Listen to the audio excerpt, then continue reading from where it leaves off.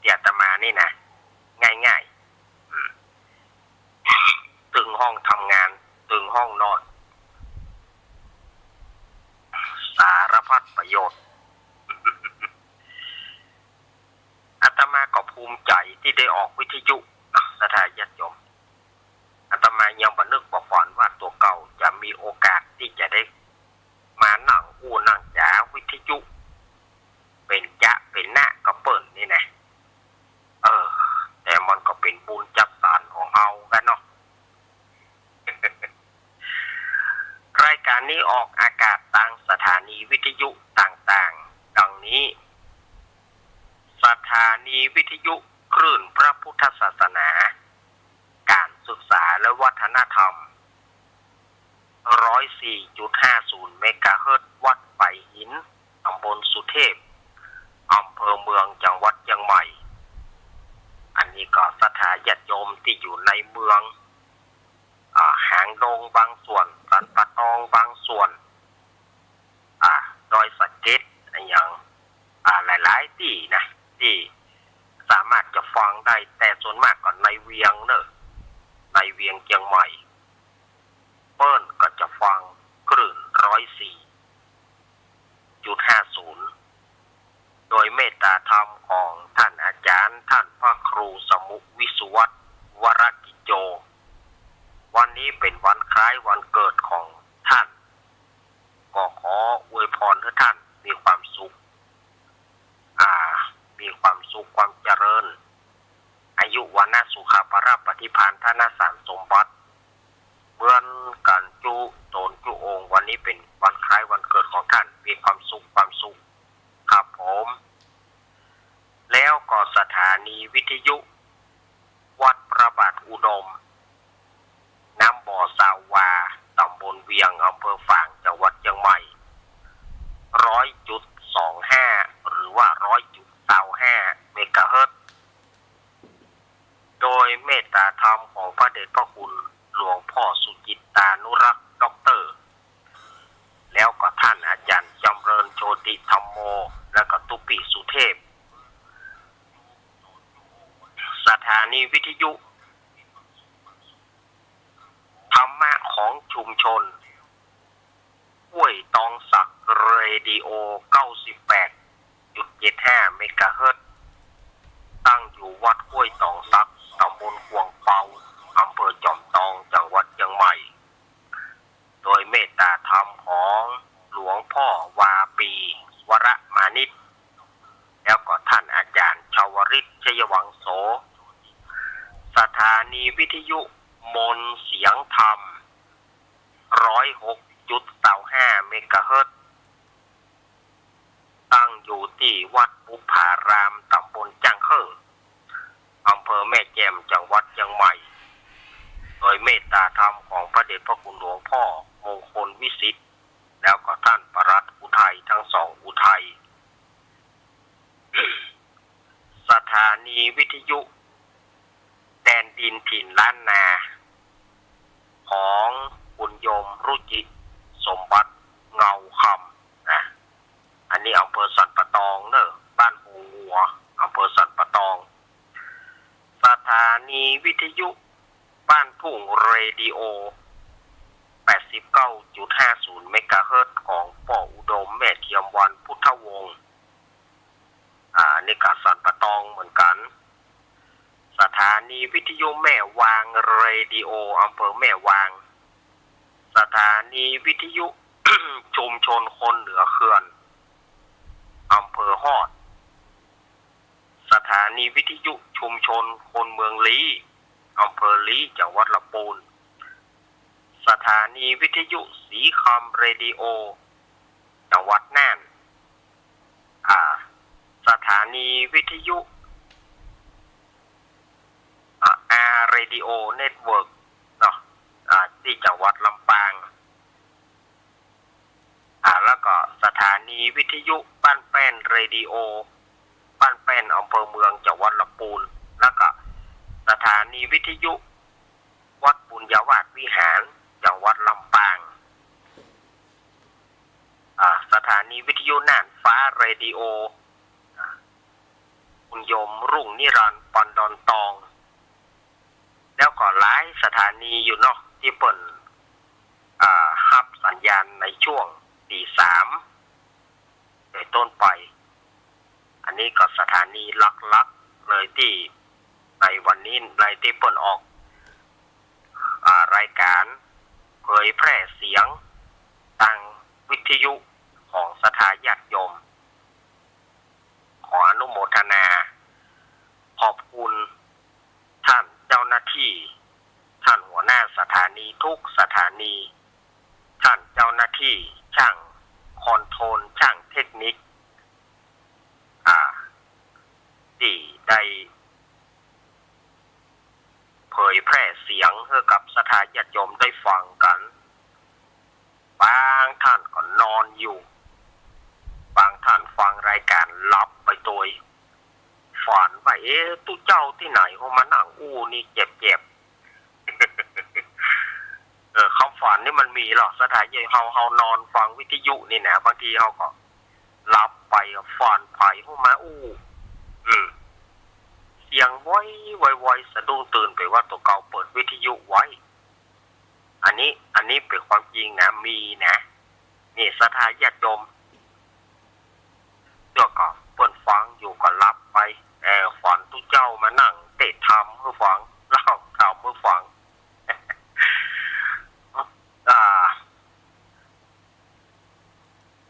พ่อกาแม่กาที่ไปขายครัวยังกัดยังลีลูกแล้วก็เปิดฟังเนี่ยศรัทธาญาติโยมที่ลูกมาพ่องจะไปการตั้งหน้าอยู่จะไปการตั้งอื่นอยู่นึ่งเข้าเป่าไฟตัวกับฟังไปโดยก็ตามอาชีพพ่องก็ขับรถขับรางศรัทธาญาติโยมซะพ่องก็ขับรถขับรางก็ขอให้ปลอดภัยสวัสดิภาพปลอดภัยซะพ่องก็ขับรถไปส่งคนไข้ขับรถไปส่งศรัทธาญาติโยมไปหั่นไปนี่ไปตามตรงตามเตียนวัดหั่นวัดนี่พ่องก็จะไปที่อื่นที่ไกลหรือว่าศรัทธาญาติโยมที่เปิ่นลูกจากกรุงเทพมาเปิ่นมาเปิดฟังเสียงอาจารย์ท่านไหนหนอนี่นะ เสียงอาจารย์ท่านไหนหนอว่าถ้าไปถามมานะศรัทธาญาติโยมโอนเขี้ยวว่าวพุงโรก้นปอดขี้ปุ่มลามว่างามบดีมันต้องมีนายมานี่หมดศรัทธาญาติโยม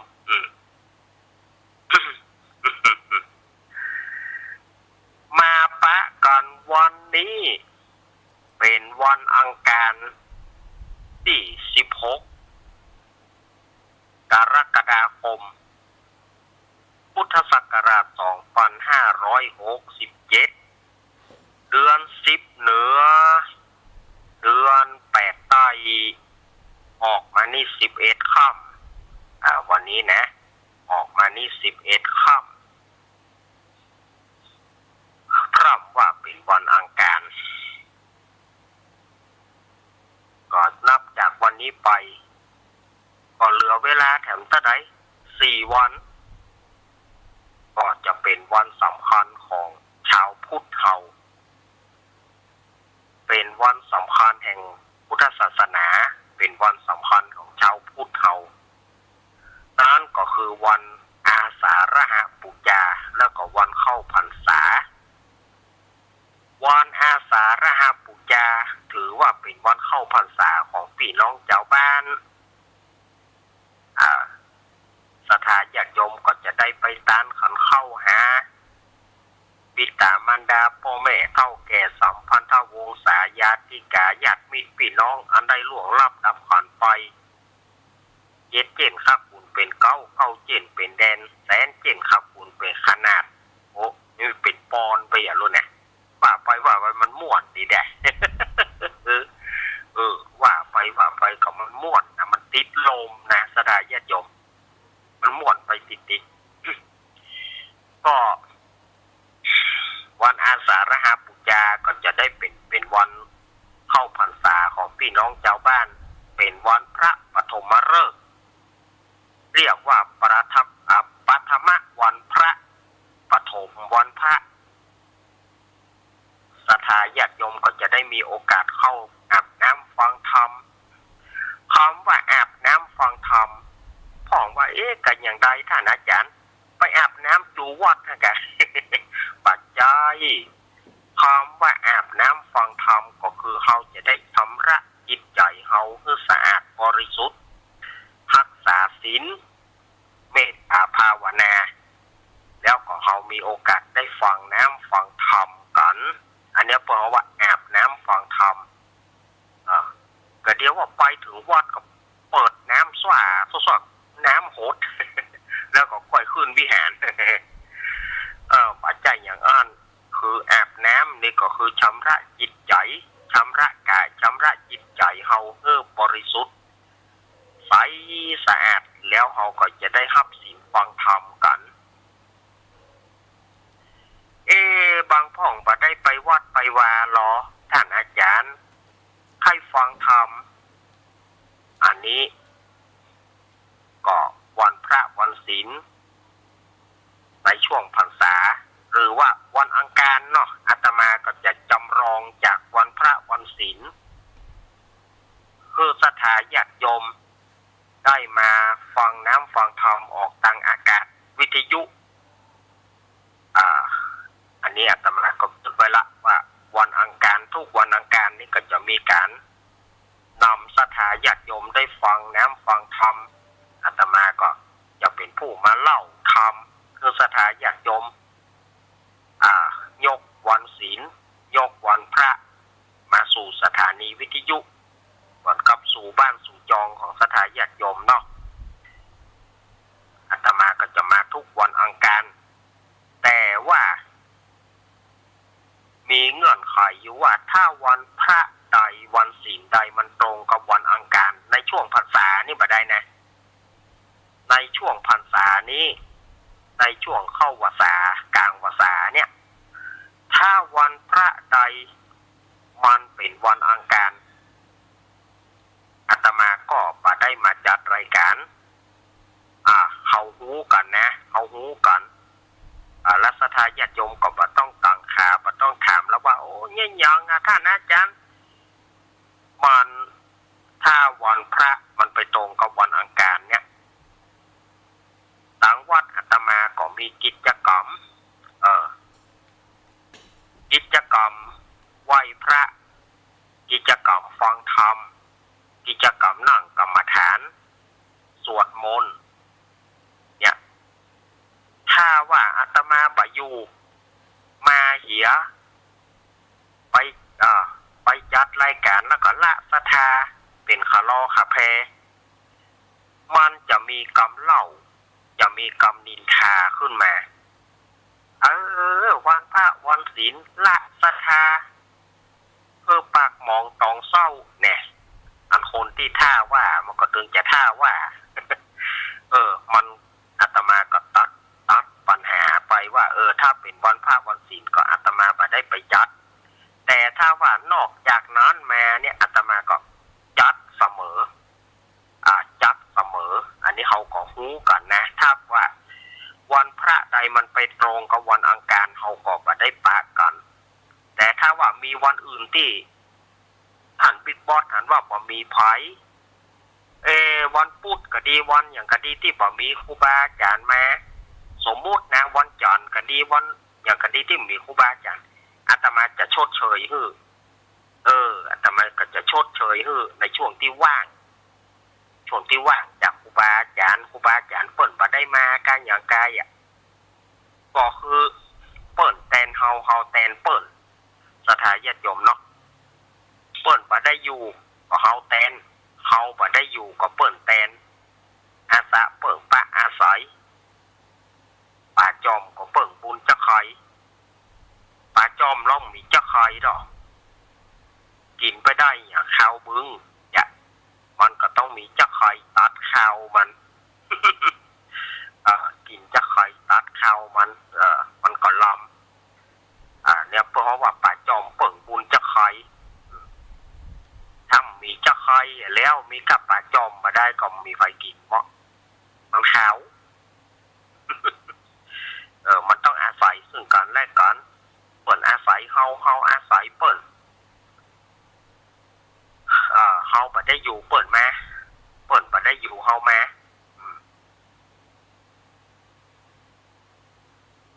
เนาะมันก็เปิ่งปะอาศัยกันนะถ้าได้แต่ว่าอาตมาก็จะพยายามมาทำงานถ้าว่าเวลาว่างก็ดีครูบาอาจารย์เปิ่นติดธุระอาตมาก็จะชดเชยให้แต่กิจการยกวันศีลยกวันพระมาที่บ้านที่จองช่วงธรรมะเข้าภาษามีการสุมาเกี่ยวตั้ง3กาอย่างกาเนี่ยอาตมาก็จะได้นำมาเสนอสู่สถาญาติโยมตั้งแต่อังคารหน้าเป็นต้นไปเนอะเพราะว่าแต่ว่านี่เจถามว่าก็ยังบอกว่าตั้งแต่วันนี้ไปก็เขาต้องเอาวันเข้าพรรษานะไปเกณฑ์วันเข้าพรรษาเนี่ยเขาก็เริ่มกิจกรรมยกวัดมาบ้านยกวัดมาบ้านช่วงเจ้าจะเป็นของตุลุงยองยกวัดมาบ้านถ้าช่วงบ่ายวันอังคารก็จะเป็นอาตมาภาพยกวัดมาบ้านเหมือนกับสถาญาติโยมได้ไปที่วัดนั้นนะไปนั่งฟังธรรมสะพ่องก็ไปบ่ได้แล้วโหขะนะโมอาจที่จะไปฟังธรรมได้อาตมาภาพก็จะพยายามหาธรรมมาเล่าคือสถาญาติโยมในช่วงของกิจกรรมวันพระพรรษาสัมพันธ์ก็จะได้มามาจ๋า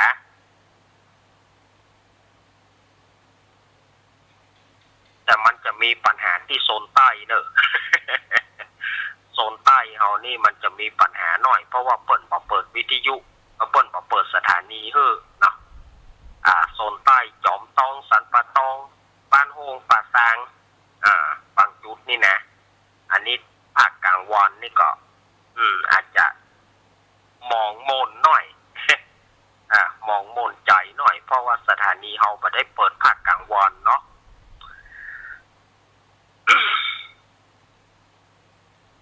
ใกล้เข้าพรรษาแล้วศรัทธาญาติโยมเกี่ยมผ้าขาวไว้หรือยังเกี่ยมผ้าขาวไว้หรือยังเกี่ยมชุดขาวไว้หรือยังใครที่มีชุดขาวอยู่แล้วเอาออกมาซักมาตึงมาตากได้แล้วเนอะเอาออกมาซักมาตึงมาตากไว้ฟังพ่องโอ้ท่านอาจารย์ก็ไปฟังอย่างวันห่อวันดานั่งก่อยเอามาตึงมาตากส่วนมากนะสถาญาติโยมอันนี้อาตมาเป็นความจริงเลยนะไม่ใช่ว่าปากบดีนะไม่ใช่ว่าท่านอาจารย์นี่ปากบดีปัจจัยอย่างนั้นส่วนมากเนี่ยนะฝนนี่มันบัดตกช่วงนี้แต่ระวังตั้งแต่วันห่อวันดากับวันอาสาฬหบูชาเนี่ย มันยังจะมาวันนั้นนะปีที่แล้วศรัทธาญาติโยมเชื่อก็ปีที่แล้วอาตมานับดูนะวันพระใหญ่ที่ในภาษาตั้งแต่วันห่อวันดาถึงวันเข้าภาษาฝนตกว่าพอต้นแฮมข้ามไปหายแซบปีที่แล้วนะรอเตียนป้อมได้รอปีที่แล้วเนาะรอเตียนวัดอาตมารอเตียนป้อมมาได้รอฝนก็ตกเสื้อศรัทธาญาติโยมมากินมาตานมาทำบุญที่วัดก็ถูกได้ดาขันเข้าเอากินที่วัดนี่เนอะเอาอัดยายขนมยายนั่นนะของศรัทธาญาติโยมนั่นนะสู่ศรัทธาญาติโยมนะก็อินดูเปิ้นฝนมันตกดาขันเข้าขันน้ำศรัทธาญาติโยมไผ่มากไผ่จะกินแกงโฮก็ไปแกงเอาเลยเอามันใส่มันเนี่ยเอาฝนมันตกลูกศรัทธาปิดบ้านมาได้พอวันเดือน12เพ็งศรัทธาญาติโยม 2เปงก็วันฮอวันดานั่นเนาะมันตึงเทกระจาดลงมาพอถึงวันออกพรรษาก็ตกมาแถมเนี่ยสถานญาติโยมจะไปว่าโอ้ไปฝั่งมันยิ่งใหญ่วันใกล้ๆมาค่อยเอาไปตึงไปตากก็ได้วันนั้นมันจังมีฝนนะสถานญาติโยมจะไปว่าถ้าแม่ปากมาดีนะตะพ่อมันลองปากแค่ก่อนมันบัดใจอย่างอันมันเป็นความจริงถ้ามันแบบมีความจริงอาตมาบอกเอามาว่าเขาซักเขียตาเขียวเมื่อมันพอมีแดดนี่แล้วใกล้ๆมาประเดี๋ยวนี้เนี่ยตะว่าก็เป็นบดมืดมาแล้วนะตะว่าเป็นบดมืดมาละมันก็เริ่มส่งสัญญาณมาก็คือมันเข้าหน้าฝนเต็มตัวสดาญาติโยมมันเข้าหน้าฝนเต็มตัวที่เขาว่าหน้าฝนมาตั้งแต่พฤษภานี่นะมันยังบ่เต็มตัวเด้อมันจะเต็มตัวก็คือเนี่ยช่วงตั้งแต่เข้าภาษาไปเนี่ยมันจะเป็นหน้าฝนเข้าเต็มตัวฉะนั้นสถาญาติโยมจะไปประมาทไปเอาตองไว้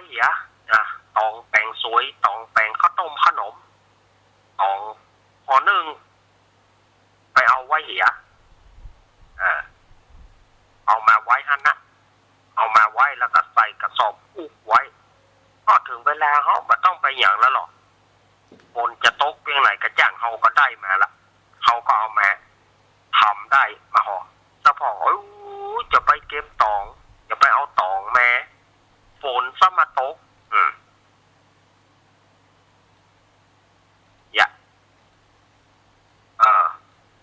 มันเป็นสัญญาณที่ว่าฝนมาแล้วสถานญาติโยมจะไปจ้าไปเอามาไว้เลยพอถึงเวลาเขาก็เอามาห่อมาเนียบมันง่ายผ้าหัวผ้าขาวชุดขาวเขาซักแล้วตากเขาก็เมียดไว้ถึงเวลาเขาก็เอามานุ่งมันต้องไปรอถึงวันนั้นเกิดมันมีฝนมาแล้วจะเงียบจะใดสะพ่องจะไปนอนวัดก็ซักสุดซักมุ้งเนี่ยที่จะไปนอนวัดนอนวาก็ซักสุดซักมุ้งเหียเอาสาดออกมาตึงมาตากเอาสาดออกมาปุ๊บขี้ฝุ่นออกจะได้ไปนอนวัดนอนวาไปจำศีลภาวนาอยู่ที่วัดที่วา1 คืน 1 วันเนาะถ้าเป็นผู้ที่รักษาอุโบสถศีลพ่อขาวแม่ขาวก็ถ้าหับศีล8ก็จะนอน2 คืนถ้าหับศีล5ก็นอนคืนเดียวแต่ถ้าว่าวัดใดที่เปิ่นบ่นอนก็สวดฟังธรรมแล้วสวดมนต์ทำวัดเย็นแล้วก็ปิดเมือ อันนี้มันก็แล้วแต่วัดว่าที่เปิ่นจะกำหนดกิจกรรมแต่ละสถานญาติโยมเปิ่นได้หูอันนี้อาตมาภาพก็อู้กันเบื้องต้นเนาะพ่องก็อย่าไปลำยอยอยู่นะอาจารย์เฮ้ยลำยอยก็ยิ้มใส่เจ้ามันก็เงาะแกงมันยิ้มใส่เจ้ามันมาได้นอนก็หาเนี่ยเอาการมาห่วงแบบละเอาการมาอ้างแบบละลำยอยยิ้มนะอาจารย์โอ้โทอากับงับพ่องก็บ่ม่วงนะปีนี้มหาชนกเหรอกำลังราคาดีถ้าเปิ่นถูกมาไปว่าเปิ่นเหงาก็งกถ้าเปิ่นแปลงมาห้องมหาชนกสถานญาติโยมนี่มันจ้างตั้งชื่อนะถ้าปีใดบ่ม่วงแปลงโอ้นี่ปัตตมหาชนกลองปีใดบ่ม่วงถูกเหงาก็งกบ่ม่วงจิมหงห้องเปิ่นว่ากอมหง 5 กอมโหงนั่นถ้าปีใดที่บ่ม่วงแปลงโตไปกิมโหงพออย่าได้บ่เตื้อมันตามกลไกของโลกเนาะศรัทธาญาติโยมตามกลไกของโลกตามกลไกของพ่อกาแม่กาตามกลไกถูกก็ถูกไปแปลงก็แปลงไปอันแง่ใดมันน่ะมันถูกก็ประจันจะว่าถ้ามันแปลงก็เป็นบุญของศรัทธามันถูกก็แง่ใดมันเป็นกลไกของตลาดโลกเปิดมาอย่างนั้นสะพองโคต้นมะม่วงฟันมะม่วงไปปลูกลำไยพอลำไยถูกฟันลำไยมาปลูกมะม่วงพอมะม่วงถูกฟันมะม่วงไปปลูกลำไยเสร็จแล้วเมื่อใดจะได้กินเพื่อแล้วเพื่อยาเท่าไปแล้วใส่น้ำกับบะลุกอย่างกับบะลุกของปวยมันละท่านนะถูกก็ขายไปตามถูกแป้งก็ขายไปตามแป้ง มันก็ปีให้ปีดีในเกษตรกรมันก็เป็นเยอะของกลไกของตลาดโลกเปิดมาอย่างอันปัจจัยว่าบางพ่องไปโต้หน่วยงานเนี่ยมันเป็นอย่างอี้หน่วยงานชุดนี้มันเป็นอย่างอี้ก็ไปว่าก็เปิดก็บ่ได้เนรมิตคือได้แล้วเนาะเปิ้นก็ทำตามหน้าที่ของเปิ้นก็มันถูกมันแปลงก็แย่งได้มันไม่ใช่เอามาจากเปิ้นได้หรอกศรัทธาญาติโยมเนาะข่าวประชาสัมพันธ์ศรัทธาญาติโยมที่วัดอาตมาก็มีการทอดผ้าป่าสามัคคีสมทบทุนสร้างถาวรวัตถุสร้างเสนาสนะซื้อโต๊ะไว้กับวัดกับวาพ่องศรัทธาญาติโยมอยากจะให้ห่วมให้หามก็น้อมเจริญปอน0892140135แล้วก็0837611775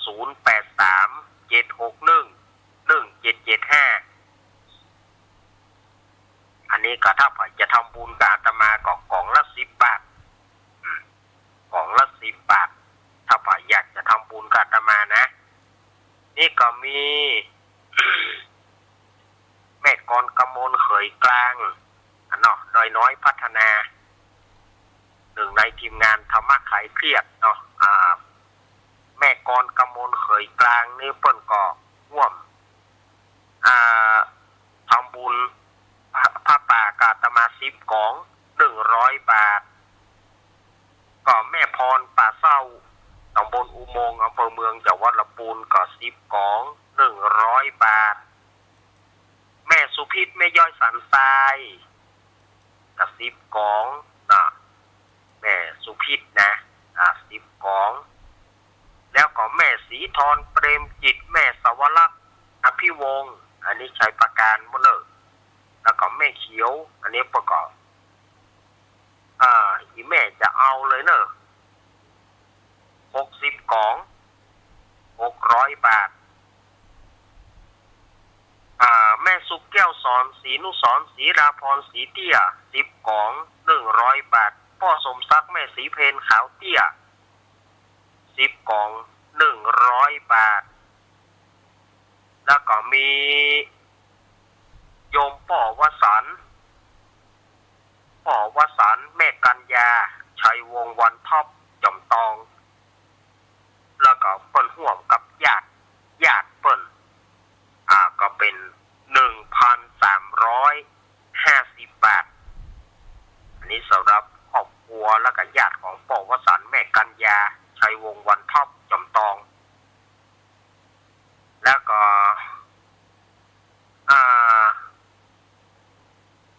ยังมีโยมกนกพิษชัยนาร้านนานาพันธ์อำเภอฝาง 3,000 บาทอันนี้300 กล่องเลยเนาะ300 กล่องเป็น 3,000 บาทถ้าผู้ใดจะร่วมก็ตานอยู่ถึงวันที่18ถึงวันที่18เนาะไปจะร่วมอาตมาก็แจ้งได้ก็อาตมาก็จะรับถึงวัน ที่18 19ก็ตอนบ่ายคงจะเป็นตอนบ่ายเราจะได้ทำบุญป้อเมืองแก้วแม่มาลีนางสาวสายฝนกันทาส้มบรรทุกโป่งนี่ก็10 กล่อง100 บาทตกค้างมา ตกค้างมาแล้วก็ถ้าใครจะทำบุญกับอาตมาก็แจ้งได้หรือว่าศรัทธาญาติโยมจะรับตัวหนอนเพื่ออาตมาเขาจะได้เอาปูที่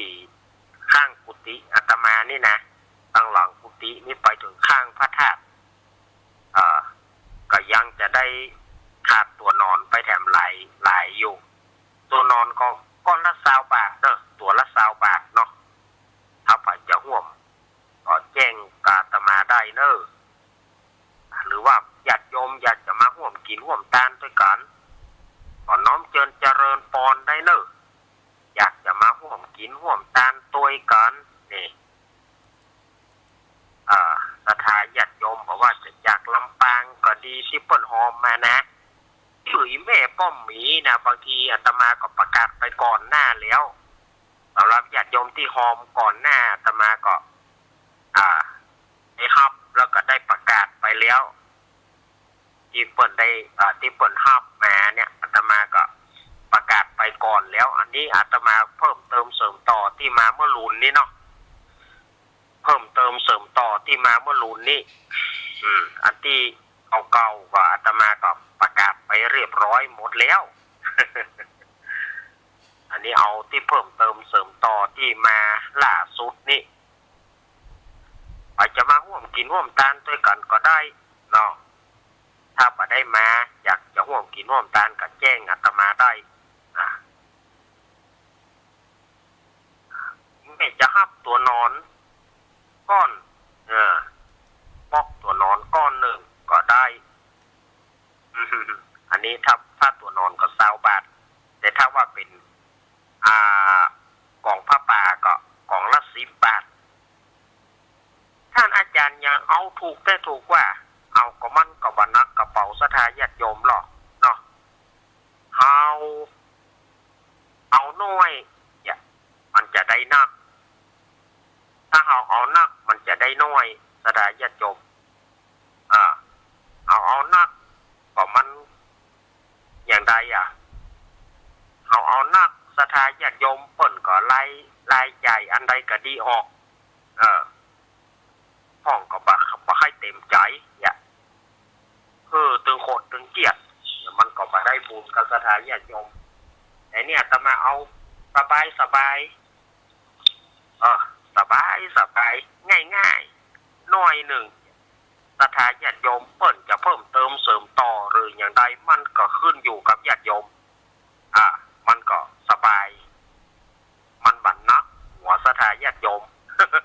มันบั่นนักหัวบั่นนักกระเป๋าศรัทธาญาติโยมจนเกินไปนี่มันถ้าเขาว่าน้อยมันจะได้นักศรัทธาญาติโยมเปิ้นเอาน้อยมันน้อยแล้วไปแต่เปิ้นก็เพิ่มคนเดียวเปิ้นมันขึ้นอยู่เจตนาของเปิ้นหรอก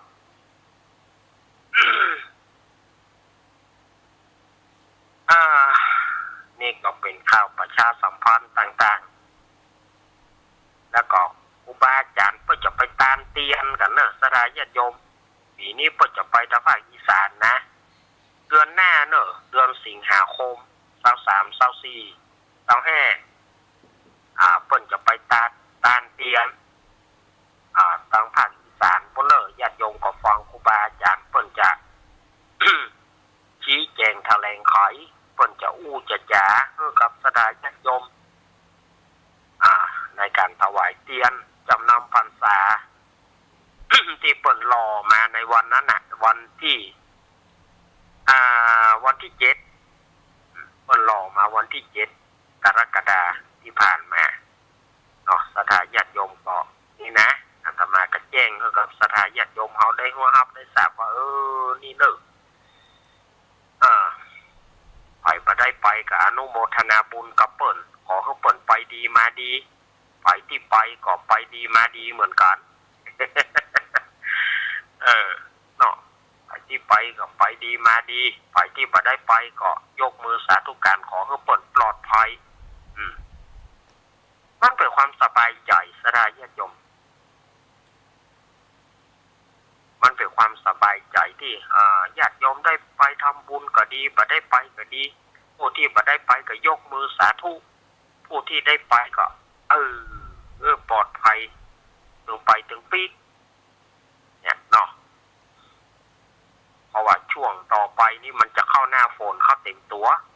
มันจะมีฝนตกชุกฉะนั้นก็รถทุกกันก็ไปดีมาดีปลอดภัยกันทุกขบวนทุกกันนะ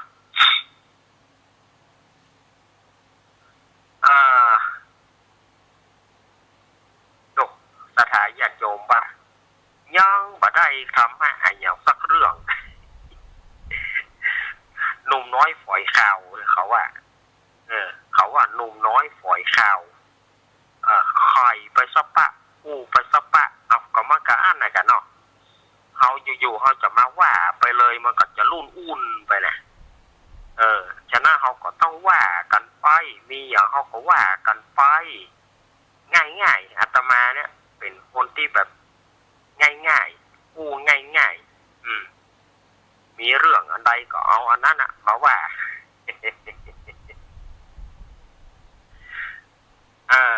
วันนี้อาตมาภาพก็จะเอา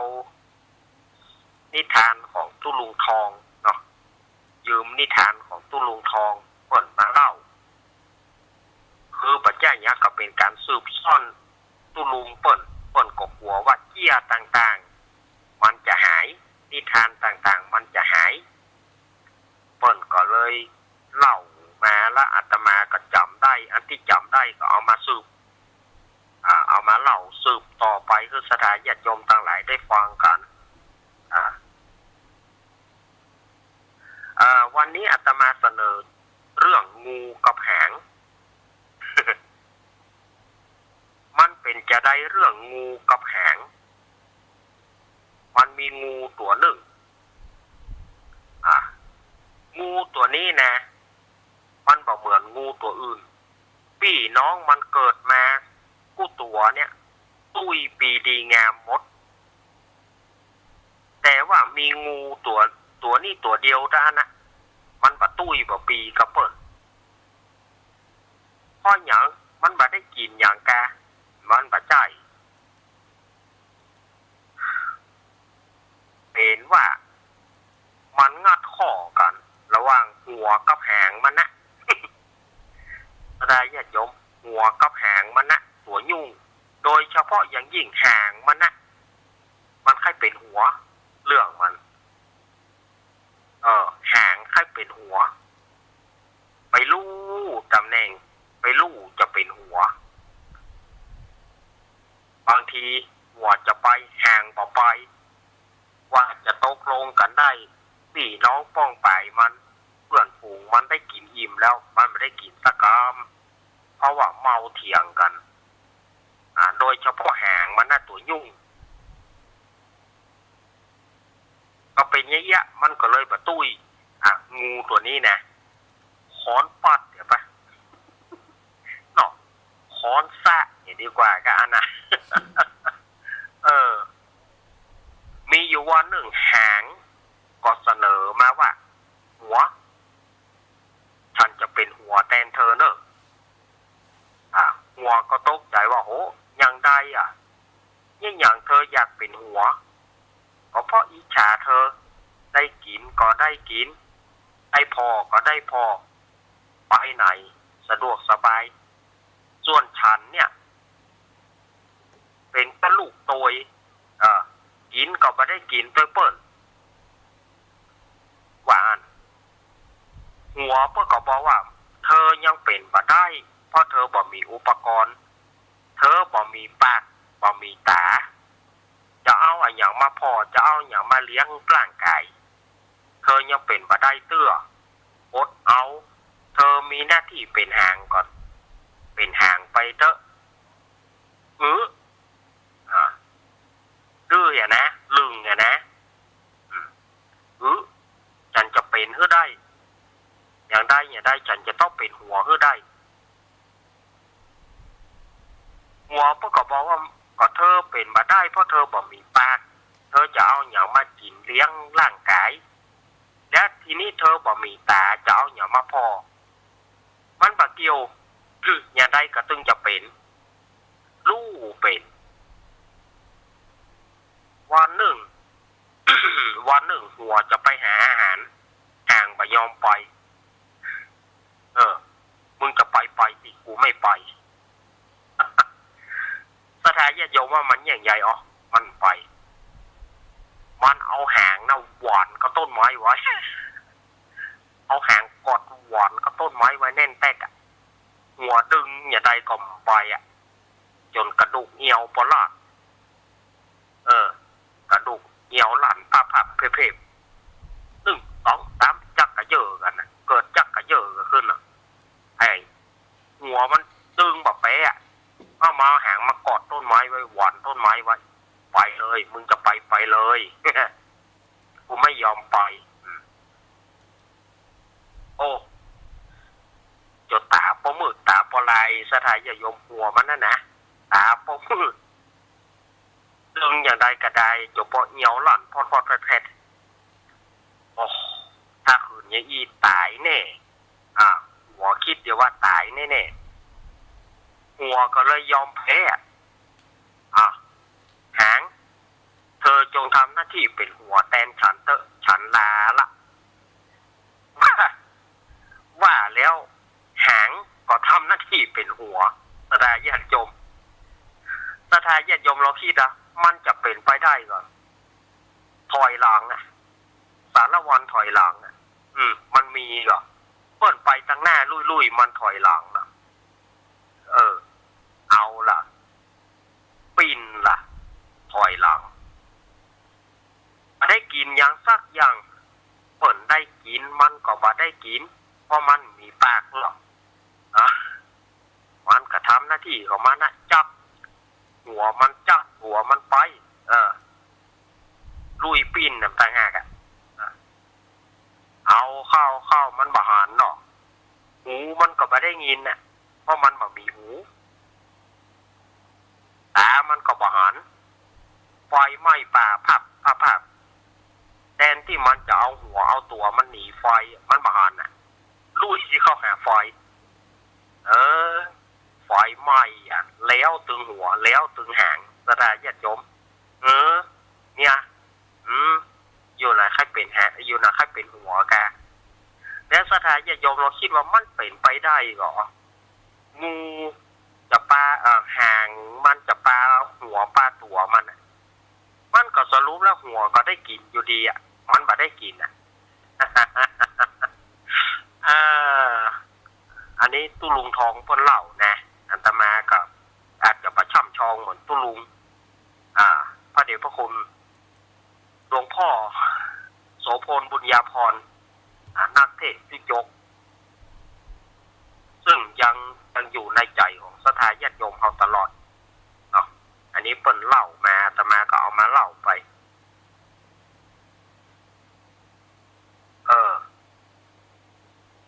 มันก็เหมือนเรื่องตากับตีนสุมาญาติโยมเนอะเรื่องตากับตีนมีอยู่วันหนึ่งมันก็มีอย่างเงี้ยตีนโคตรคือตาว่าทำเอามันเนี่ยต้องไปคล้องอันนั้นอันนี้ตาก็บอกว่าโอ้มันก็มีพ่องกันเนาะลิ้นกับฟันมันก็กระทบกันพ่องตัวเตี้ยวบ่พอดีๆหรอมันก็ไปคล้องกันไปคล้องนั่นก็ได้เจ็บมันก็มีพ่องกันเนี่ยโอ้ไปไหนนะได้กับพอมาได้ใจประโยชน์อะไรอย่าง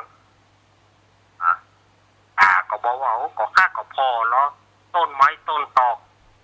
แหนมอะไรอย่างมีไหนค่าก็พอรู้สบายล้ำเนี่ยขี้ค้านเนี่ยตีนว่าตานะขี้ค้าน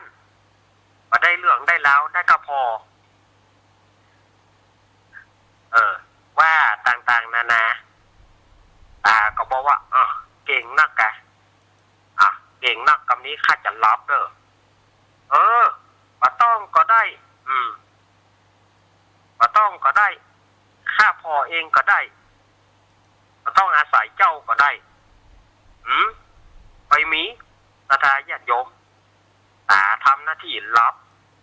ตีนกระเตียวแหละต่อไม้มีห้านมันย่ำปลาตัวลบต่อไม้เพราะมันบาหารไปมีไม้ต่อไม้เสียบโคนต่อไม้ต่างโคนตายตึงตาตายตึงตีนมาได้ประโยชน์เนี่ยสักอย่างเนี่ย มันต้องอาสะเปิ่งป้าอาศัยอย่างที่อาตมาว่าไปข้างต้นอย่างเงี้ยเนาะปลาจอมก็เปิ่งบุญจักใครมันขาดกันอันใดอันหนึ่งมันขาดสามัคคีอันใดอันหนึ่งมันถึงนักแก่พ่องนะ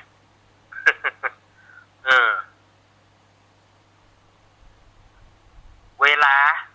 ก็อาศัยนาฬิกาเป็นตัวบอกอาศัยก้อยเป็นตัวบอกเวลาเขานี่นะประเด็นนี้ต่อใดแล้วก้อยมันจะกำหนดไว้ว่าบอกขันเป็นเวลาถึงเวลาขันล่าขันเลยคำว่าขันล่าขันเลยนี่ก็คือว่ามันขันแล้วก็ลวดลงเล้ามันนะเพราะว่าไก่ขันล่าขันเลยก็ลวดลงเล้าสดาญาติโยมเนาะได้ตีสี่แล้วเนอะอาตมาขอพักกำเดียวเนอะพักกำเดียวฉันน้ำฉันท่าอย่างกำเดียวก็เดียวก็มาปากันช่วงที่สองเนาะอาตมาพักช่วงแรกก่อนเนาะก็เดี๋ยวก็มาปะกันเนาะเสียงจะบ่มีแล้วนะก็เดี๋ยวก็มาเสนอเรื่องราวต่างๆแล้วก็ลวดเปิดสายสถาญาติโยมเนาะเจเปิดเพลงกันขั้นรายการได้เนอะเจริญปอน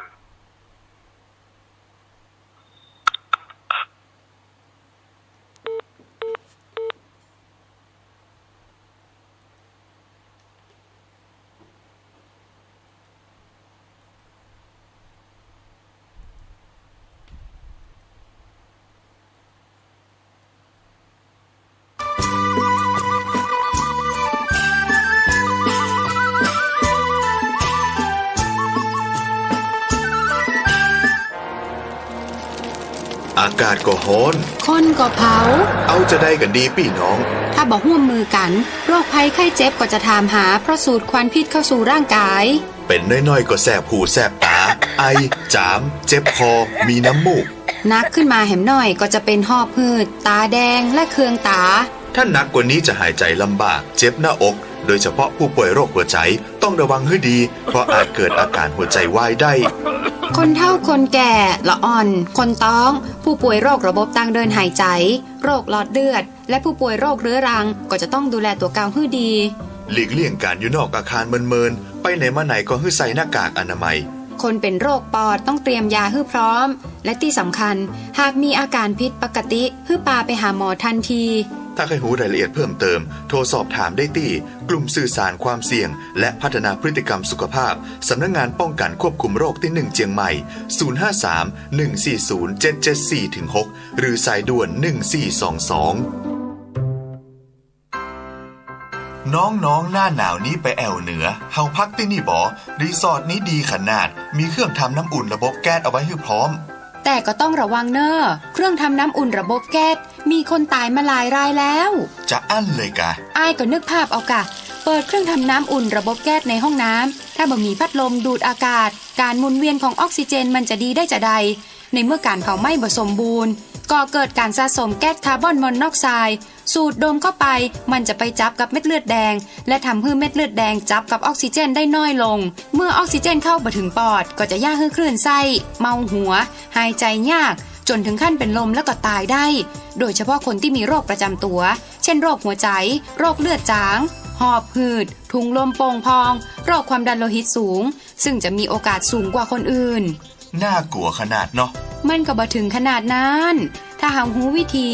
คือถ้าอาบน้ำด้วยเครื่องทำน้ำอุ่นระบบแก๊สบอดีอาบเกิน10 นาที จะต้องเปิดพัดลมระบายอากาศหรือให้อากาศถ่ายเทได้ดี อันนี้ก็จะช่วยได้นักถ้าหมู่เฮาแค่หูข้อมูลเพิ่มเติมโทรสอบถามได้ที่กลุ่มสื่อสารความเสี่ยงและพัฒนาพฤติกรรมสุขภาพสำนักงานป้องกันควบคุมโรคที่1เชียงใหม่053-140-774-6หรือสายด่วน1422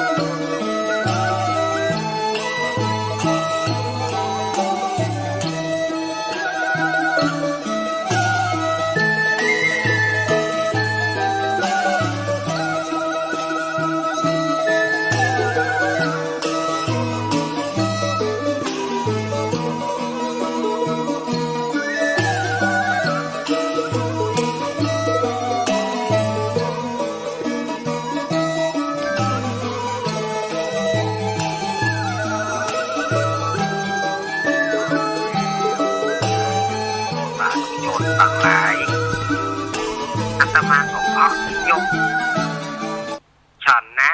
ำแล้วก็เตียวไปเตียวมาอย่ากำตังนอกห้องวันนี้อากาศรู้สึกว่าจะเย็นหน่อยเนอะเมื่อเช้านี่นะมันจะเข้าระหว่างต่อหน้าฝนต่อหนาวนี่เนาะมันเริ่มจะต่อก็เข้ามาแล้วมันก็เริ่มเย็นมาฉะนั้นก็ญาติโยมก็ รักษาสุขภาพร่างกายเนอะเย็นแอครับคนว่าก็นักเกเหมือนกันนะสถาญาติโยมคนอู้นี่ก็นักเกเหมือนกันนักเกจะได้มันปรับตัวบาตานร่างกายเฮาแล้วมันก็ทำให้ฟุดหน่อยฟุดฟิดอย่าลู่อย่าเป็นวัดหน่อยเนี่ยก็เนาะมันร่างกายของคนเฮาประเดี๋ยวมันปรับมาให้ตานนะเมื่อก็ฮ้อนเมื่อก็เย็นถ้าเสียได้ฮ้อนก็ฮ้อนประเดี๋ยวเนี่ย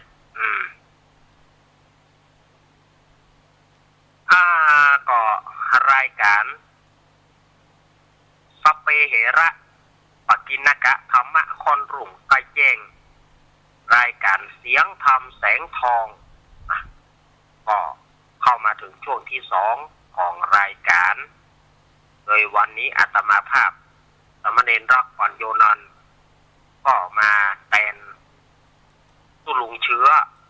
วัดปากตังสามัคคีม่อนฤาษีปกติตุลุงเชื้อจะมาออกรายการในเวลา 3:00 5:00 แต่ก่อนนี้อาตมาก็ยังคิดว่าอาตมาฟังรายการจากครูบาอาจารย์เพิ่นจัด 3:00อย่างตุลุงยองก็ดีท่านบิ๊กบอสก็ดีวันนี้เพิ่นจัด 3:00จะมีคนฟังวะฮะ เฮาก็มาคิดอย่างประเดี๋ยวนี้เฮามานั่งอู้เนี่ยเฮาก็ยังบ่ฮู้ว่าจะมีคนฟัง แต่ก็มันม่วนดีหำละแต่ก่อนนึกว่าครูบาอาจารย์ตื่นเจ้าแต่เจ้าว่าครูบาอาจารย์ตื่นอย่างเจ้าล้ำเหลือลูกมาเนี่ยเอา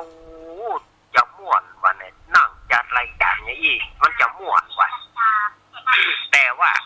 เฮามานั่งอู้นั่งจ่ากับสถาญาติโยมมันโล่งเนี่ยที่อาตมาว่าปฏิเกียมันโล่งมันเหมือนรถที่มันบ่มีไผได้มาลู่หนทางมันไปได้มืดลุยๆเอามาลองพอนี้นะอาตมาก็บ่ได้จัดบ่อย 3:00 ถึง 5:00 นี่นะมันเมินไหนเรียกว่าเมินไหนฟ้าแม่มเตื้องอีเด้อเนาะ เมินไหนฟ้าแม่มเตื้องอาตมาก็บ่ค่อยคุ้นเคยสักเท่าใดนะถ้าอู้เรื่องจัดรายการเมื่อเจ้าตรู่นี่นะแต่พอเราได้มาทำในจุดนี้มันม่วนไปแหมอย่างละมันม่วนไปแหมอย่างหนึ่งมันกับลื่น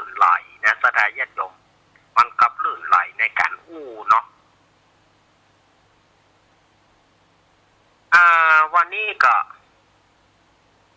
อัตมาภาพจะเอานิทานปรัมปราเนาะนิทานปรัมปรามาเล่าให้สถาญาติโยมได้ฟังเอาเรื่องของตำนานเม็ดข้าวเอาดีกว่าเนาะอันนี้ก็เล่ามาเมินแล้วนะตำนานเม็ดข้าวที่เขากินนี่นะบอกว่าจะเป็นข้าวนึ่งข้าวเจ้านี่นะที่เขากินกับตึงวันเนี่ยจอวอฮูวายเนี่ยพอมีข้าวก็ตายเม็ดข้าวที่เขากินอยู่นี่ตำนานมันมีอย่างใด เมื่อก่อนมันเป็นอย่างใดประเดี๋ยวมันเป็นอย่างใดอาตมาจะเอามาอู้ให้ฟังเนอะหลักฐานมันก็ยังมีอยู่เปลือกมันเปิ้นก็เอาไว้ที่พิพิธภัณฑ์เปลือกข้าวสมัยก่อนนะมีที่พิพิธภัณฑ์อย่างวัดพระธาตุสลีจอมตองวัดพระธาตุหริปุนชัยหรือปูนวัดบ้านปางแล้วก็หลายวัดอยู่เนอะที่เปิ่นมีเปลือกข้าวโบราณไว้แต่ประเดี๋ยวมันก็แห้งกันอย่างไปเพื่อเอาทองคำมาอย่างเข้าลูกไปนะเอาทองคำอย่างเข้าลูกไว้ เป็นเปลือกข้าวสมัยก่อนถ้าใครหันก็ไปดูที่พิพิธภัณฑ์ตามที่อาตมาว่านี่เนอะเม็ดข้าวที่เขากินตึงวันนี่สมัยตะก่อนเนี่ยเพิ่นบอกว่าหน่วยมันเนี่ยหน่วยบ่ฟักหน่วยบ่ฟักหมูบ่ฟักมูลเนาะนี่นะ อันนี้ผู้เฒ่าผู้แก่เพิ่นเล่าสืบกันมาเฮานี่บ่ตานหารบ่ตานหารเอาหารก็เป็นเม็ดข้าวปัจจุบันเนี่ยแต่เม็ดหน่วยข้าวแต่เฮาบ่ตานหารมันจะกี่รุ่นกี่ยุคกี่สมัยแล้วหมูเปิ้นว่าสมัยก่อนนี่ปลูกข้าวหน่วยมันหน่วยบ่ฟักหมูเวสถาญาติโยมถ้าสมมุติว่าหน่วยข้าวนะมันหน่วยบ่ฟักหมูนี่มันก็น่าดูกันเนาะโหล่นมาเป๊ะนี่เนาะแล้วต้นมันนั่นเปิ้นบอกว่าต้นมันเป้าตานกันนะต้นข้าวนี่นะบ่ใช่เบิ่น บ่ใช่อย่างบ่เดียวนี่ต้นข้าวเนี่ยมันเหมือนกับต้นเป้าต้นตาลก่อนเพราะขนาดหน่วยมันหน่วยบ่ฟักหมูบ่ฟักโมนแบบนี้เนาะแล้วเวลาจะกินแล้วเปิ้นเนี่ยได้ท่านอาจารย์เปิ้นถ้าจะซอยกินอย่างบ่ฟักโมนนี่กันเนาะอย่างบ่ฟักหมูนี่นะ เปิ้นถ้าจะซอยกินอย่างนั้นกะ เฮาก็บ่อาจจะฮู้ได้เนาะแต่เปิ้นว่าหน่วยมันหน่วยใหญ่พอเอาบ่ฟักหมูมันหึ่งห่างๆขนาดว่ามันติดโคนหมาหลายติดเอา3หม่อนดอยกันเนอะ หน่วยเข้านะหน่วยเข้าติดโคนหมาหลายติดเอา3หม่อนดอยเม็ดเข้านี่แล้วเปิ้นมีความสามารถพิเศษเฉพาะตัวเวลาที่สุกแล้วถึงเวลานะบ่ต้องได้ไปเกี่ยวบ่ต้องได้ไปตีถึงเวลาแล้วข้าวกับข้าวโพดเนี่ยเปิ้นอยู่ด้วยกันเปิ้นออกมาเป็นต้นเดียวกันต้นภาคหนึ่งเป็นข้าวโพดภาคหนึ่งเป็นข้าวถ้าถึงเวลาหน้าเกี่ยว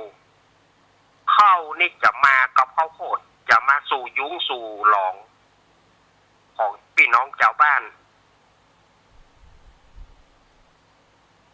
บ่ต้องได้ไปเกี่ยวบ่ต้องได้ไป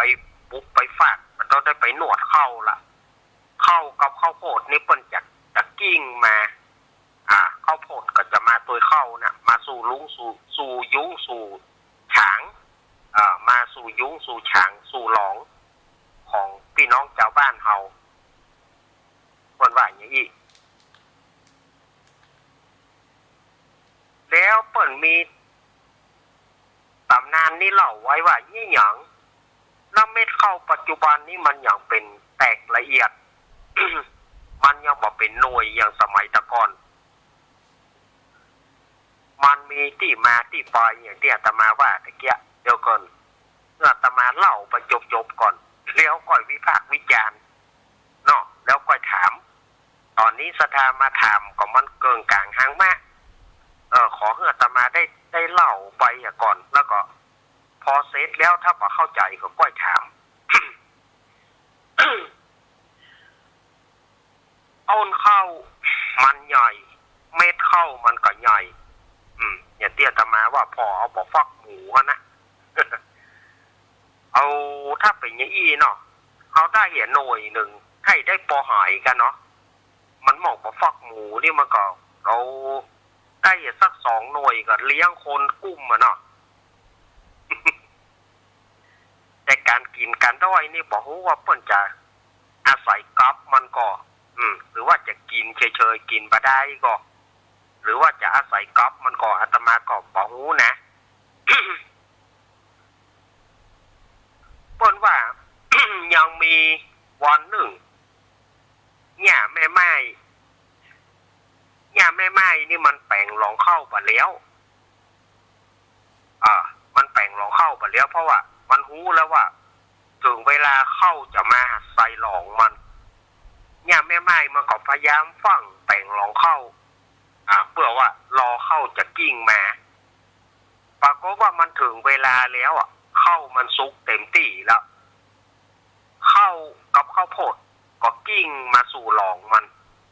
กิ้งมาสู่ยุ้งสู่ฉางมันกิ้งมาบ้านเฮาฮ้องว่าหลองเข้าบางที่ก็ฮ้องเล้าเข้าเนาะบางที่ก็ฮ้องหลองเข้าบางที่ก็ฮ้องเล้าเข้าไงก็คือหลองเข้านั่นนะยุ้งเข้าฉางเข้านั่นนะในขณะที่มันแปลงหลองเข้ายังบ่แล้วเตื้อปรากฏว่าเข้า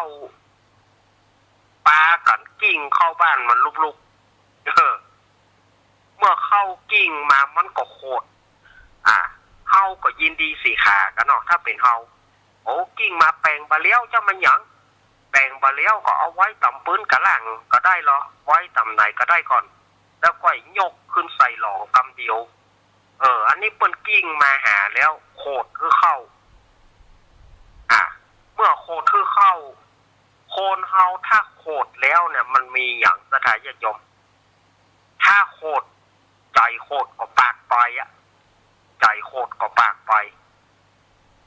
เนี่ยแม่ไม้นี่ก็เหมือนกันพอเข้ากับข้าวโพดกิ้งเข้าบ้านมันลุกๆมันก็เกิดความโกรธพอกู้แปลงมาแล้วเตื้อจึงว่ารอก่อนก็แปลงมาแล้วเตื้อกิ้งมาตายหยังปล่อยบอกคือมึงกิ้งมาแล้วก็ว่ากำหยาบกำคายกิ้งมาหาป่อมึงหยังเตื้อกูตึงแปลงรอเข้ามาแล้วเตื้อหัวบ่ได้มากะหัวบ่ได้ตายกะว่าเข้าต่างๆนานาแล้วก็ปุ๊บเข้าสถานญาติโยมปุ๊บเม็ดเข้าเอาจนแตกเหลวหมดปุ๊บตัวด่าตัวกำที่บักวนด่าใต้เสื้อใต้ผ้าใต้หัวกำที่บักวนดีด่าเอามาสรรหามาด่าเข้าด่าโคตรป่อหล่อแม่สุมาเนอะอันนี้ในตำนานเพิ่นเล่าไว้นะด่าป่อหล่อแม่เข้า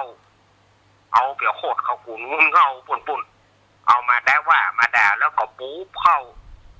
จนเหลวแป๊ดเข้าก็เลยบอกว่ากูนี่ทำความสบายคือสู่บ่ต้องได้ไปเกี่ยวบ่ต้องได้ไปหยังสู่บอกว่าดีคือกูด่ากูปุ๊บกูประเดี๋ยวนี้กูเหลวไปแล้วเพราะว่ากูฮ้อนกำเนี่ยไม่ก็พอมันประเดี๋ยวนี้กูกับข้าวโพดแยกกันโดยปริยายแล้วตั้งต้นแต่นี้ไปถ้าสู่ปลูกก่อนที่สู่จะปลูกขอคือสู่ปลูกกูอย่างเนี้ยคือสู่เอาไปเอาเข้าต้องเอาเข้าเจือไปแจ่แล้วก็ต้องเอาไปหว่าน หว่านแล้วก็ต้องนำทกก้าเอาไปปลูกแล้วก็ต้องถ้ากูสุกมาแล้วกูเหลืองสุกมาแล้วสู่บ่ไปเกี่ยวก็จ้างสู่หยัง เข้าว่าอันเหรอสู่ไปเกี่ยวก็จ้างสู่หยังกูก็จะเป็นเหยื่อนกเหยื่อกาอย่าคือนกกาเอาไปกิน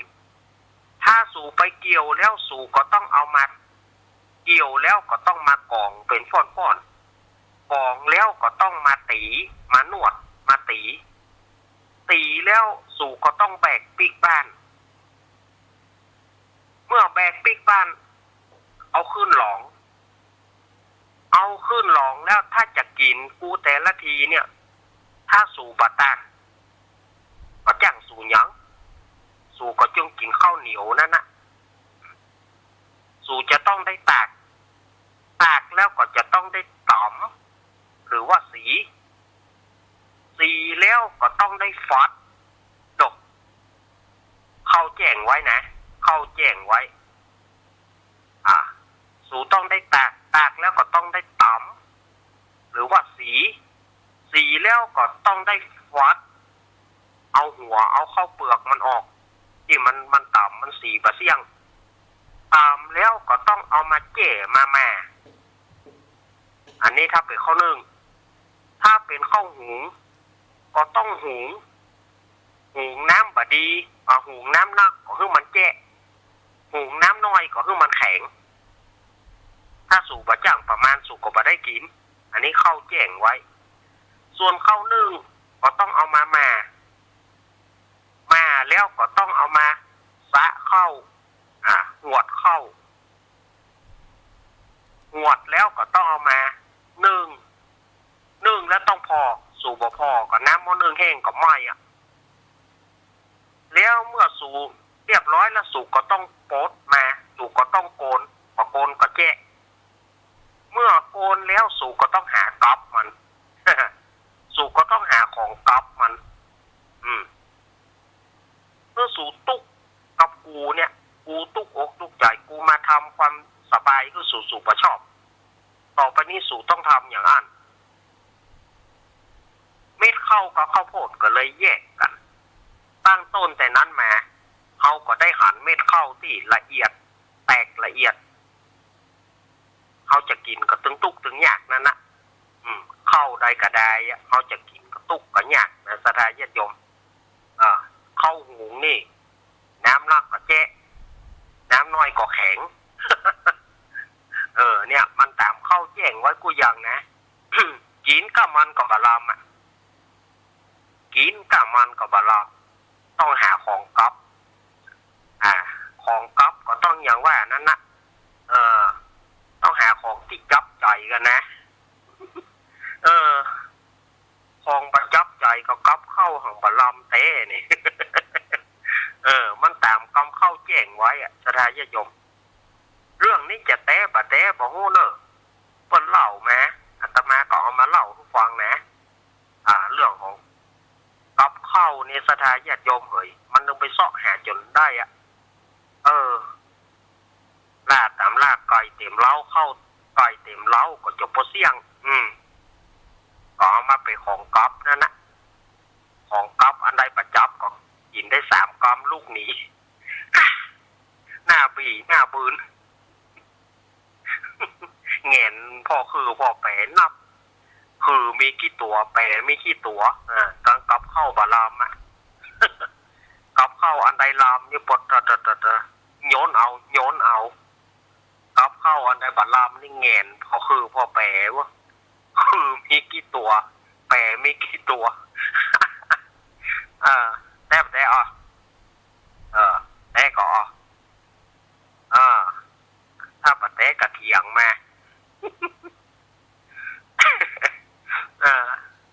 อันนี้อาตมาก็เอามาว่าเนี่ยเรื่องของข้าวนะจากที่มันเป็นเม็ดเต้าปอกฟักหมูนี่ประเดี๋ยวนี้มันก็เลยกระแตกละเอียดมันมีอย่างยี่มาเปิ้นเล่ามาใครไปหั่นเปลือกมันก็ไปพิพิธภัณฑ์ตามวัดต่างๆที่อาตมาว่าเนอะ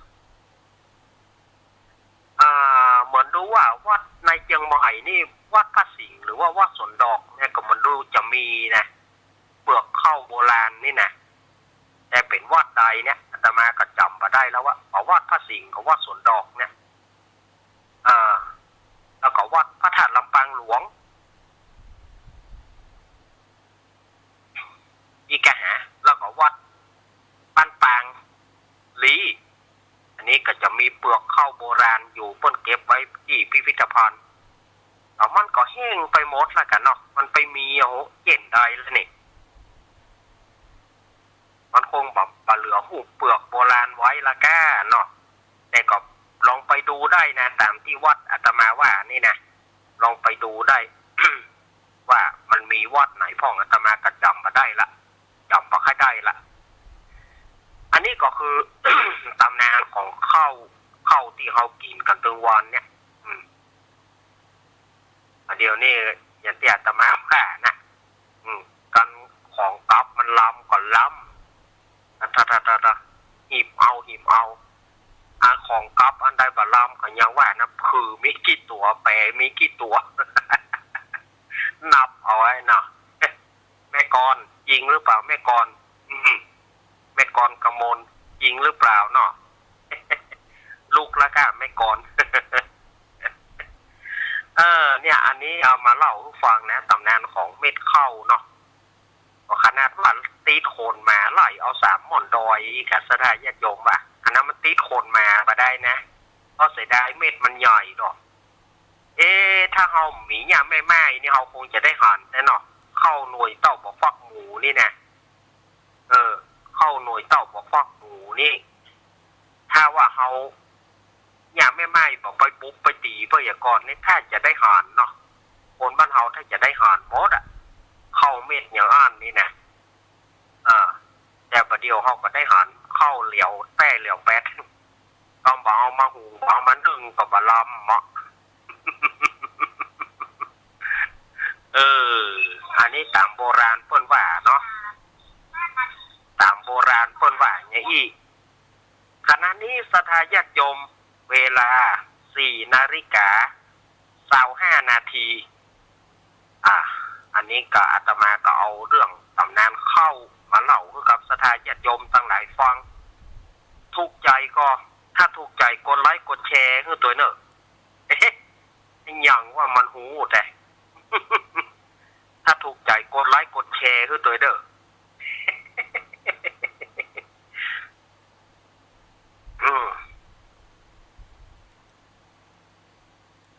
อันนี้ก็เรื่องญี่ปุ่นพวกเนาะ อันนี้ก็เอาจตุรงทองมานะเขาฟังเรื่องของไทยเรื่องของอย่างมาแล้วเอาเรื่องญี่ปุ่นพ่องเรื่องญี่ปุ่นเป็นเรื่องของกบประเทศญี่ปุ่นก่อนที่เขาจะเปิดสายเนาะเรื่องกบญี่ปุ่นมันมีกบ2ตัวอยู่ในประเทศญี่ปุ่นตัวหนึ่งอยู่เมืองโอซาก้าตัวหนึ่งอยู่กรุงโตเกียวอันนี้กบนะกบ2ตัวอยู่ในประเทศญี่ปุ่นนะตัวหนึ่งอยู่เมืองโอซาก้าตัวหนึ่งอยู่กรุงโตเกียวไปกึดใหญ่อย่างใดก็บอกว่าตัวที่อยู่โตเกียวให้ไปเอี่ยวโอซาก้าตัวที่อยู่โอซาก้าให้ไปเอี่ยวโตเกียวฮอลิเดย์กับกบอะระวังเปิ้นยับ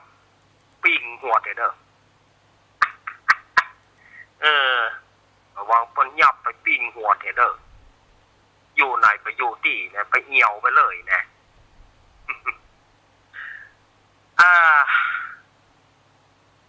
ข้าไปเอี่ยว ข้าไปเอี่ยวต่างบ้านต่างจองนี่เด้อเนาะตัวโอซาก้าก็ข้าไปโตเกียวตัวโตเกียวก็ข้าไปโอซาก้ามีอยู่วันหนึ่งก็ออกเดินทางแหละตัวโตเกียวก็จะไปโอซาก้าตัวโอซาก้าก็จะไปโตเกียวไปปะกันกลางทาง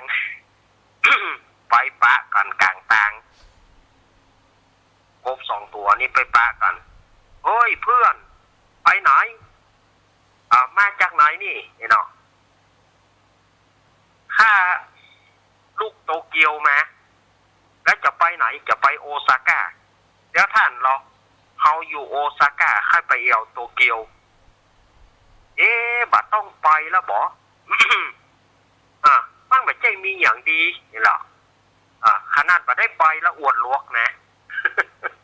บัดได้ไปแล้วอวดลวกนะต้องไปก่อนกันเนาะพอไปแล้วอวดลวกนี่ มันไม่ใช่มีอย่างดีโอซาก้ามันก็เหมือนโตเกียวนั่นนะโตเกียวมันก็เหมือนโอซาก้านะก็แล้วท่านจะไปเมืองค่ายอย่างก็เข้าไปเหี่ยวถ้าท่านเราจะไปเมืองค่ายอย่างก็เข้าไปเหี่ยว เอาขึ้นไปบนดอยไปมันก็เลยไปบนดอยนะกบ2 ตัวนี่ขึ้นบนดอยแล้วหันหลังกับเมืองของตัวเก่าหันหลังเมืองของตัวเก่าแล้วก็หันหน้าเข้าหากันแล้วเอาตีนแตะกันไว้กบ2 ตัวนี่เอาตีนแตะกันไว้ เขาว่าอันนี้ตามเปิ้นว่านะกบนี่ตามันมีตั้งหลังแต่บะแต่กับหมูนะตามาหันตั้งหลังอย่าแต่บะแต่หมูมันไปหันตั้งหลังมันก็ไปหันใส่เมืองตัวเก่ามันน่ะไปหันเมืองตัวเก่ามัน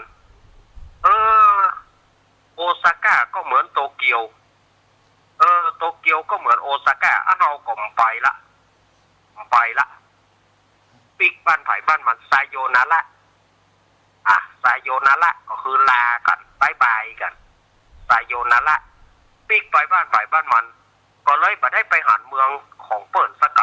ำตัวโอซาก้าก็บ่ได้ไปโตเกียวตัวโตเกียวก็บ่ได้ไปโอซาก้าเพราะว่าตามาหันตั้งหลังไปหันใส่เมืองตัวเก่าเนี่ยก็เลยปิกบ้านปิกจองของไผ่ของมัน แต้วเนอะเพิ่นเล่ามาอาตมาก็เล่าต่อไปเนอะ เอาละบ่เอาลองวางสายพอนอกไผ่อย่าฟังอาตมาก็ว่าป่วยคืออาตมาอู้คนเดียวนี่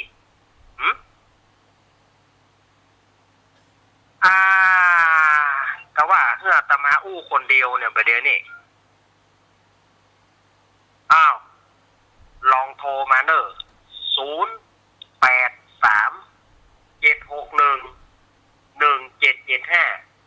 089ก็ต้องโทรเนอะ089อาตมาใจออกวิทยุเนาะ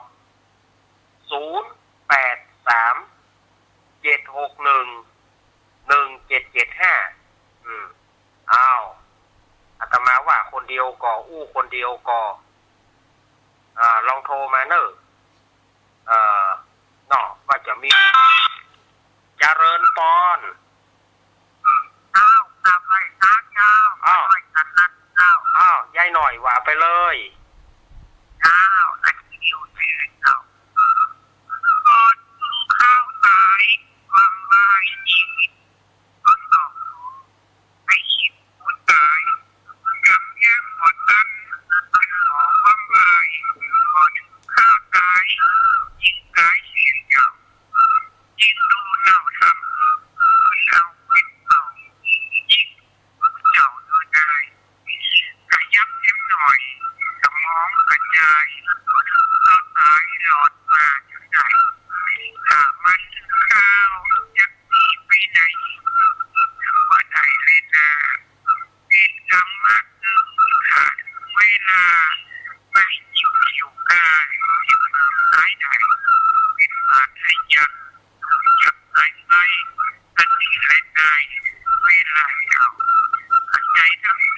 บอกเปิดวิทยุกรรม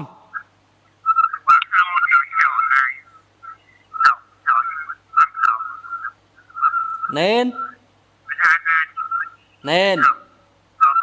เดี๋ยว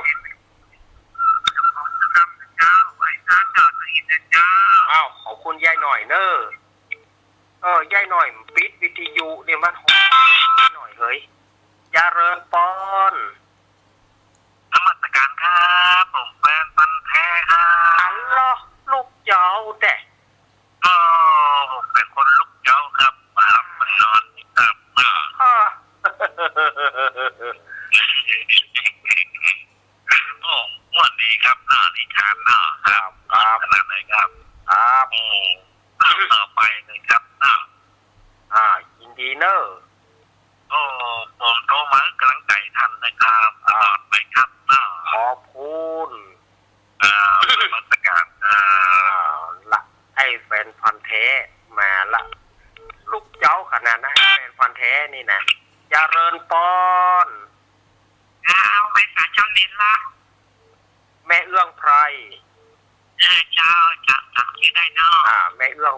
ชัยยองดงฤาษีเปลี่ยนจะว่องเนาะถ้าป่าเนาะถ้าป่า100แล้วก็ตัวนอน100เจ้าอ้าวอนุโมทนาบุญกับแม่เนอแล้วก็อันเดียวหน้านี้ที่จะไปอยู่วัดอยู่นอกวันนี้อยู่กะแต่จะอยู่ถึงบ่ายเนอะจะอยู่เช้าเนาะจะอยู่ถึงบ่ายเนอะจะได้ไปนั่นแบบตอนเช้ากับบ่ายเจ้าครับจะอยู่ถึงบ่ายเพราะว่าบ่ายก็จะได้ไปทำรายการที่สถานีเนาะเจ้าอันเดี๋ยวอันอย่างก็อันไม่เข้านะไม่เคยหัดตอนที่เป็นนักเรียนนะเจ้ามันจะใหญ่ถึงขนาดแบบว่าเจ้าว่าออกมาเป็นหนูเนี่ยเจ้าแต่อันโบราณเพิ่นว่าอย่างอันเนาะเพิ่นว่ามันเต้าบ่ฟักหมูอีนะอย่างที่ไม่หันเนี่ยมันเอาไว้ที่ตู้ที่โรงเรียนเนาะแล้วมัน10 กว่าปีแล้วนี่เนาะมันก็จะน้อยไปกันมันเดิมทีมันก็น่าจะครับมาเดียวที่นี่มันมีก็เพราะว่าโรงเรียนมันก็ปิดไปแล้วเหมือนแล้วเนาะครับเจ้าไว้แต่เจ้าขอบคุณเนอะแม่เอื้องไพรชัยยองมาละดงฤาษีเจริญพรเดียวกันเนอะแม่ปิดวิทยุก่อนเนอะสุมาเตอร์อายังไฟบอกว่าเด็กหญิงพรแกเด็กหญิงพร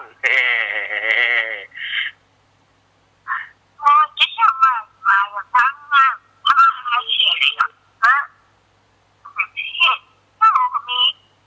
ก็มีแกใช่เลย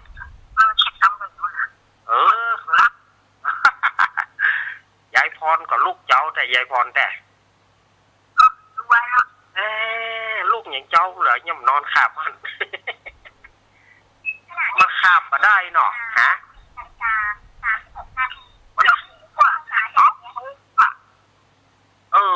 ันขาบหมอม่วนแต่มันปวดท่านปวดนี่แต่ยายพรแต่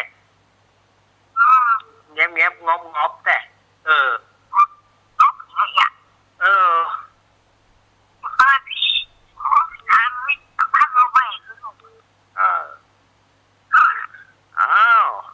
ขอบคุณยายพรเนอะอยู่ดีมีชู้ลูกหลานจะไปตานขันเข้าเนอะปอนทุกลูกหลานเนอะยินดียายพรเนอะที่ว่าเล่นยายพรกันจะไปเป็นบ้าเป็นกอมเนอะยายพรอาตมาดูปากพอดีอันนี้โทรเข้ามาได้เนอะ083-761-1775 เจริญพรแม่เพนเจ้านี้จริงนี่เด้ชัดเจนเนาะงานกลางวันก็อย่างเด้กันจ่ายเจ้ากระดาษที่ไม่เห็นเป็นอย่างเด้บ่เป็นยังขอให้ได้บุญเหมือนกันหมดกำลังจะเจเลยเนาะลูกเจ้าเหมือนกันนะเจนะขอบคุณแม่เพนครับนี่เนาะครับขอบได้3ขอบแฮมหนึ่งมาเจอก่อนเนอะประกาศครั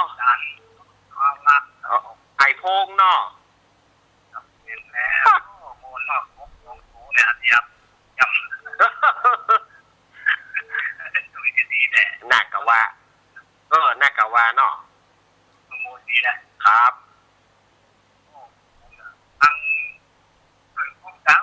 รับไปของปิ้นยังรับไปก็รับไปปิ้นยังเนาะเดี๋ยวนี้มันได้กันที่หาเราเลยครับวันนี้มันใส่หน้าลำใจแล้วนะอาจารย์เนาะเป็นกำลังใจนะครับครับขอบคุณไอพงเนอะครับไอพงป่าสร้างนี่บ้านแซมบ้านแซมนี่นะสมัยเนาะลุงเสิร์ชบ้านแซมเนาะรู้จักกันดีเนอะเจริญพรมาตรการ ค่ะ เนี่ยแม่กอนมาแล้ว แต่ก่อนไม่เคยเห็นหรอกนะไอ้ข้าวลูกใหญ่เท่ามาฟักนั่นนะนี่ ก็ใครจะไปเคยก็ได้ยินแต่ตำนานเพิ่นเล่ามาเนี่ยแม่กอน แต่อันเคยได้ยินเขาเล่าอย่างนี้นะนี่นะเขาบอกว่าข้าวน่ะปลูกครั้งเดียวอ่ะปีหนึ่งได้กินเขาบอกว่าลูกมันใหญ่เนาะแล้วก็มันก็จะแตกแล้วทีนี้ก็ไม่ต้องปลูกอีกละปีหนึ่งปลูกครั้งเดียวได้มามันก็จะแตกได้ยินเขาพูดกันมานะ มันก็น่าจะเป็นอย่างนั้นนะ อ่า มันก็น่าจะเป็นอย่างนั้นนะแม่กอน มันน่าจะเห็นเนาะได้รู้ว่ามันเต็มแกเนาะ น่ากะ ฟังได้แต่อาจารย์เปิดรายการแล้วก็ดีเหมือนกันนะเอามาแปลกๆดีเนาะจ้าเป็นกำลังใจให้เนาะฟังตั้งแต่เปิดรายการแล้วจ้ะ ขอบคุณแม่กอน จ้าดูแลรักษาสุขภาพด้วยเนาะอาจารย์เนาะ ครับ ค่ะนมัสการค่ะ ขอบคุณแม่กอนเนอะอีกอะเสนอความคิดกันขึ้นมาพ่องนะฮะอาตมาภาพของคนเดียวอะค่อยไหวใจหัวเดียวกระเทียมรีบเจริญปอน อ้าวกลับมาสารเน้นแม่สุขแก้วศิลปรสิทธิมโนละปุณนะวันนี้ก็ไม่ปุณแต่วันนะเดินขึ้นมาได้มีลมหายใจได้ฟังแนมฟังรำกับเด่นนะเจ้า สาธุแม่สุกเกี้ยว ติดตามอยู่นั่นเองเนอะ ตามดูเนาะ เจ้า ครับก็เดียวกับฟังท่านอาจารย์สาธิตต่อ เจ้ากลับมาสารนั่นเอง ครับ กระโดดเจ้า แม่สุกเกี้ยวควรจะฟังผู้รายการเนอะแม่สุกเกี้ยวสีโพธารามหายไปไหนเนอะแม่สุกเกี้ยวคำอ้วนนะหายไปไหนกับมูเนอะแม่สุกเกี้ยวสีโพธารามอันนี้ศรีลาพรแม่สุกเกี้ยวสีโพธารามแม่จันทิพย์เกตการามหายไปเมินแล้วนี่แม่สุกเกี้ยววันนี้ฝางแม่อายชัยประการไปไหนหมด ฝางแม่อายชัยประการมีไหนหมดวันนี้แม่สีทรเปรมจิตแม่สวรักษ์เขาป้าน้อยบุญปานมโนครไอปะต้องสุกแล้วก้าป้าน้อยบุญปานปะต้องสุกแล้วว่ะ เนาะปะต้องสุกกระทรงมาเพื่อกันพ่องเนอะ หน้านี่หน้าปะต้องปะตื่นเนาะถ้าหน่วยใหญ่เพราะว่าปะต้องกระท้อนนะหน่วยใหญ่เพราะห้องปะต้องหน่วยน้อยห้องปะตื่นเจริญปอนทั้งจากข้าว จากตังใด แล้วก็งานก็แจ้งเงินรับ แม่บัวคำจิแน่มาแล้วเนอะ ฟังได้โทรมาได้เนาะ มาได้ฟังมาได้โทรมาได้เนาะ มาโทรมาได้ บ่เป็นบ่เป็นหยังได้ฟังกันก็ยังดีละ ฟังจากผู้จำกัดพวกเนาะ ครับ ต่างไว้พี่เขียน ไว้ปีเกีย การได้จากเจ้า ครับแม่บัวคำจิแน่มาละเนอะก็ขอสุขภาพแข็งแรงเนอะ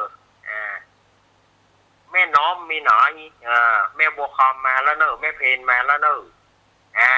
แม่สุกเกี้ยวก็มาแล้วแม่น้อม เจริญปอนติดแล้วเนอะ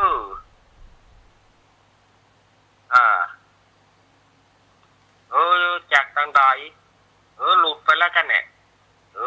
ใส่หลุดไปแม่เข้ามาใหม่เนอะ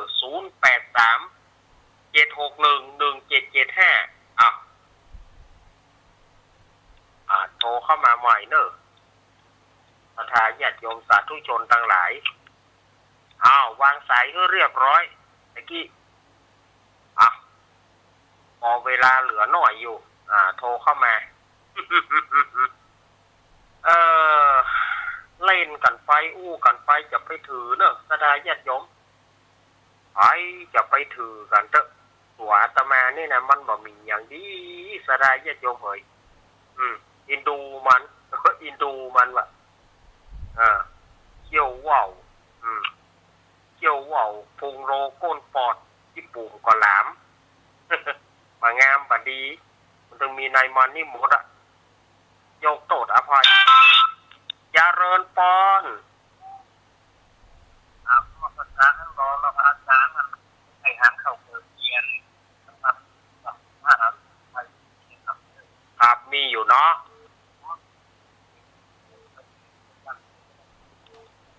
ครับพิพิธภัณฑ์ครับขอบคุณไอพงเด้อไอพงเพิ่นกลับมาบอกว่าเพิ่นมีอยู่เนอะวัดพระธาตุปูนชัยละปูนเนาะเจริญปอนจากตั้งได้แก้วกันโตยังกันไม่ได้เลยนึกว่าแม่ลำปางมาสายแรกเนอะวันนี้นะลำปางมาสายแรกเลยเนอะวันนี้นึกว่ามีไปฟังเอาแล้ว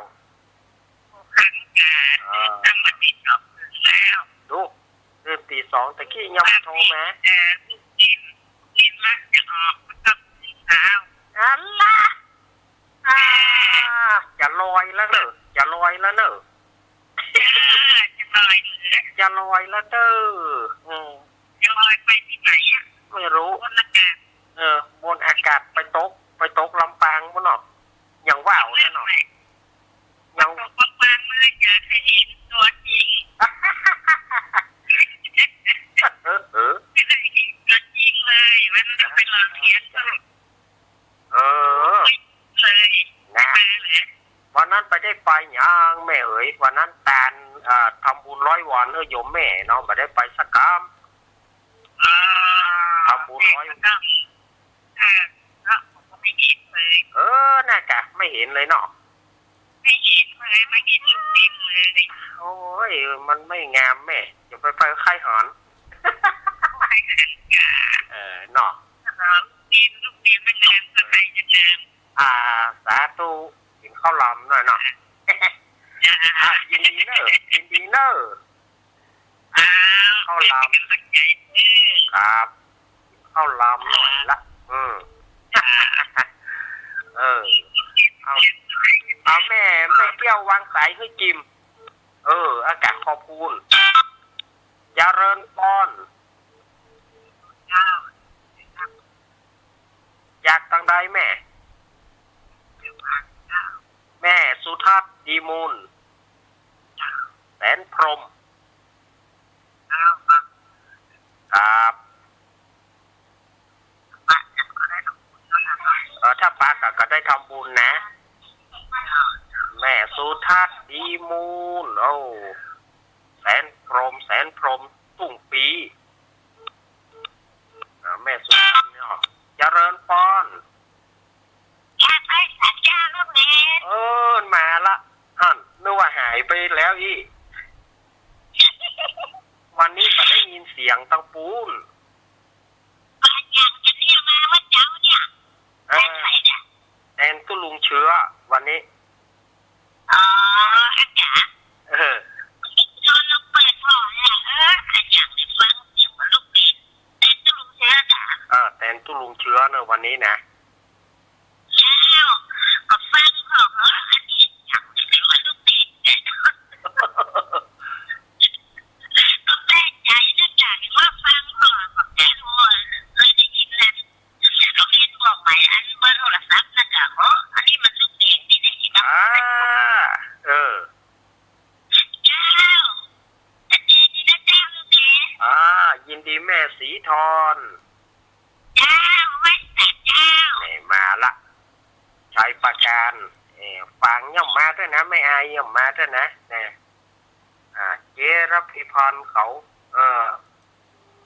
แม่อย่างก็แม่มาริวอนพี่ข้องาน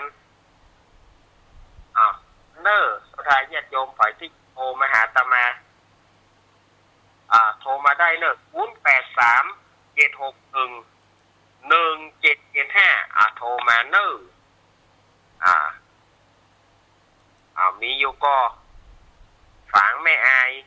ย่ำฝังก็ไม่อายมาเพื่อใช้ประการมาละ แม่สวรรค์หายไปไหนก็เติงหาเสมอเนอะแล้วก็แม่การดาศรีเนตรโยมแม่การดาหายไปไหนเนาะแม่การดาคิดถึงอยู่เนอะ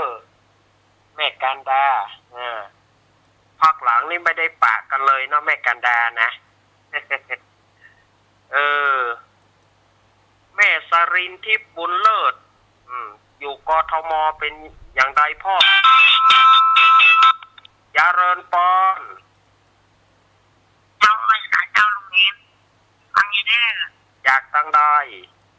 แม่พี่สมัยนางแรแม่พี่สมัยนางแรแม่พี่สมัยลำปางมา2 สายวันนี้มีบุญเลยไว้พักเรียนวันนี้มีบุญเนาะมีทุกวันนะแม่คือแม่มีบุญทุกวันเนอะบุญรักษาเทวดาคุ้มครองเดี๋ยวตอน3 โมงมาถึงวันนอก3 โมงก่อนได้มาละ วันนี้ก็ปากัน2 ช่วงเนาะยินดีเนอะสาธุแม่พิสมัยนางแลลำปางห้างชันลำปางแม่สีกุลลูกหรือยังเนี่ยแม่สีกุลแม่จันฟองละหอแม่กองแรงเกิดเมื่อค่ำลูก แม่ฉลาดเจซ่อนแม่สมบูรณ์บ้านนั้นอย่างรัศรีลาทองยาเริญปอน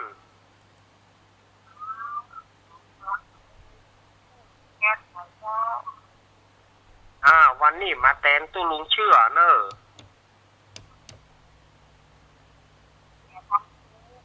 แม่ทองสุกแม่ทอง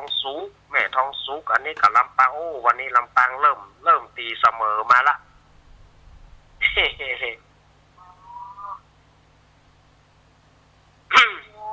ฟังอยู่ขอบคุณนักที่ได้ฟังกันอย่างเงินยายพรนะยายพรโทรมาหรอยายพรโทรมาตะกี้แล้วเหรอยายพรโทรมาแล้วยินดีเนอะยายพรโทรมาตะกี้แล้วมีอยู่ก็หาว่าไปเนาะ ใครมันใครมีไอ้แฮมไปฟ้องเนอะสุมาเนอะสถานญาติโยมเขาบอกมันก็บ่เป็นอย่างนะอยากก็ได้ยินแม่สายพินนะแม่สายพินเนาะอุบาสังฆะนี่นะตื่นหรือยังเนี่ยแม่สายพิน อุบาสังฆะถ้าตื่นแล้วก็โทรมากำเนิด แม่สายพินกัลยาป้อนานไวเนอะป้อนานไวแม่สุมาลีบ้านน้ำเพื่อผ้าเนอะหายแซบกับไปถึงกู้เด็ดกับพี่หนานนั้นนี่ก็ได้เนอะพ่อจานนะพี่หนานพลอยโทรมาฟ้องเนอะน้ำเพื่อผ้านะหายแซบกับไปโมดเนี่ยน้ำเพื่อผ้านี่เยพิทยาเปิดร้านละกา เยพิทยาเปิดร้านหรือยังนะพิทยาเฟอร์นิเจอร์ป้อกำจรแม่พิทยาศรีสวัสดิ์เพนเปิดร้านละกาพ่อหลวงประดิษฐ์เนอะรัตนพรหมพ่อหลวงประดิษฐ์ไม่หลวงกันหาบ้านยางส้มนะบ้านรองยางส้มโทรมาพ่อเนอะลุงอ้อมลุงอ้อมเจริญปอน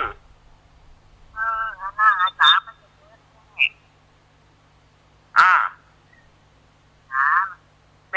ม่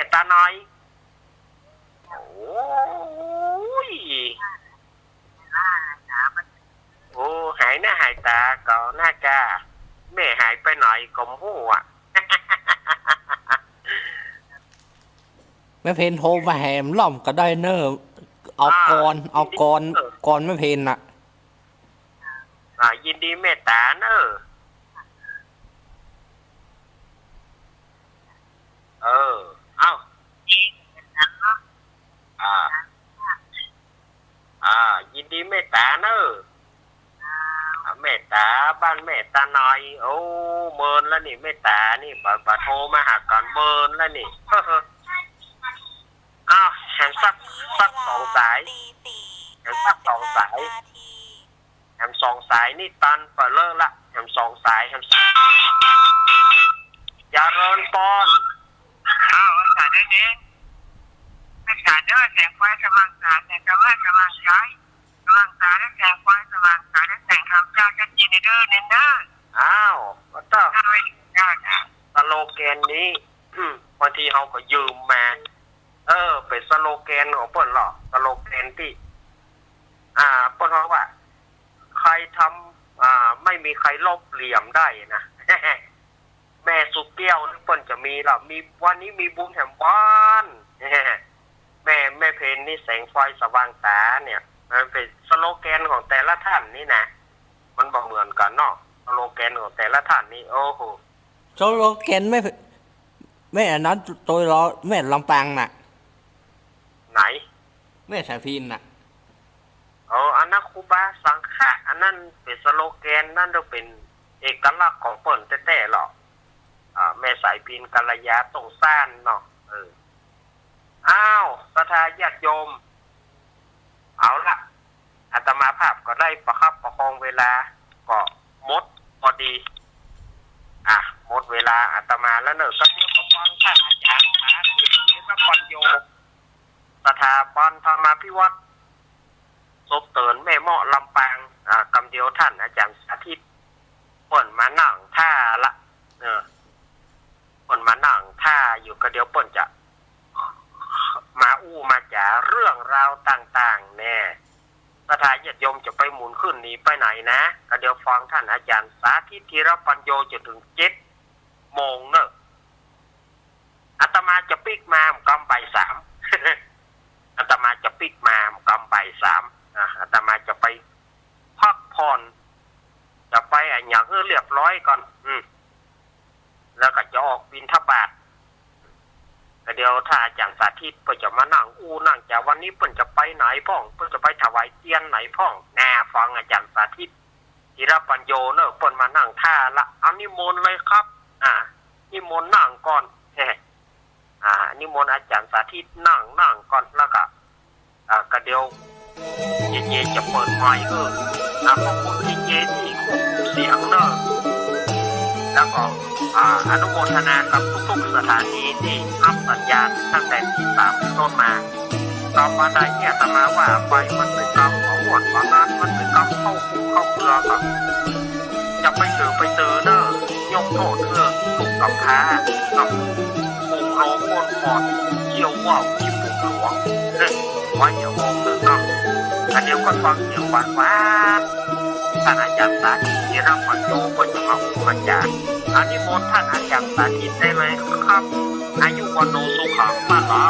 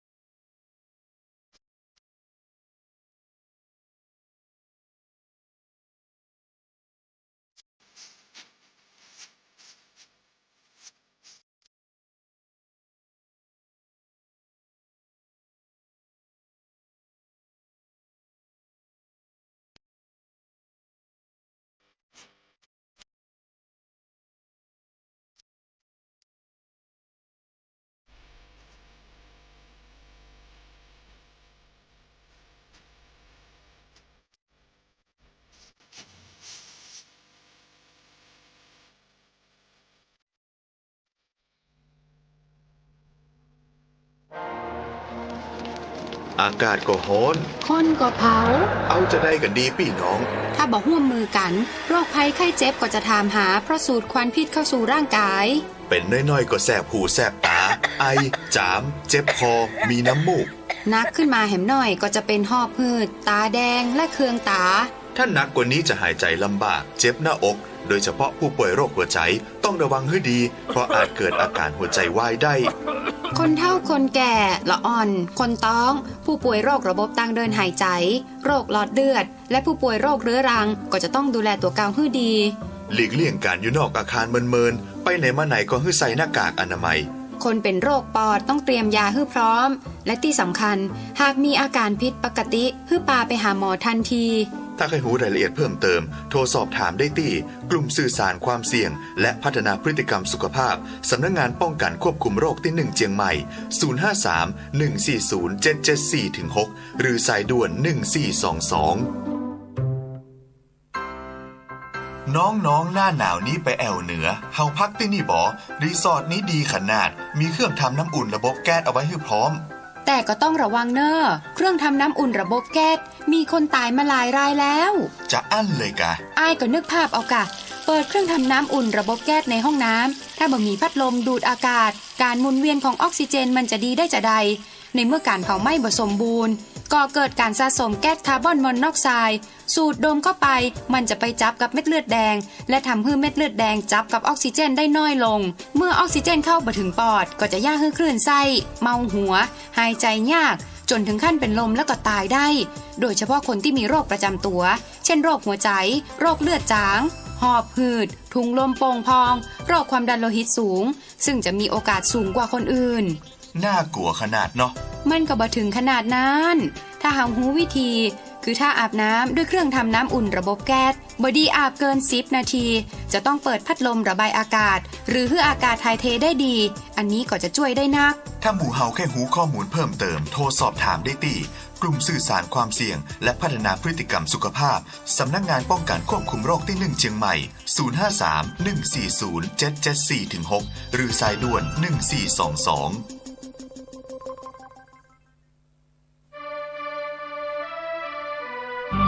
ช่วยสอนคนรุ่นต่อไปให้เข้าใจเรื่องกฎแห่งกรรมทำดีได้ดีทำชั่วได้ชั่วเป็นสัจธรรมทุกข์เพราะยังเวียนวนสร้างอกุศลใส่ตนรำไป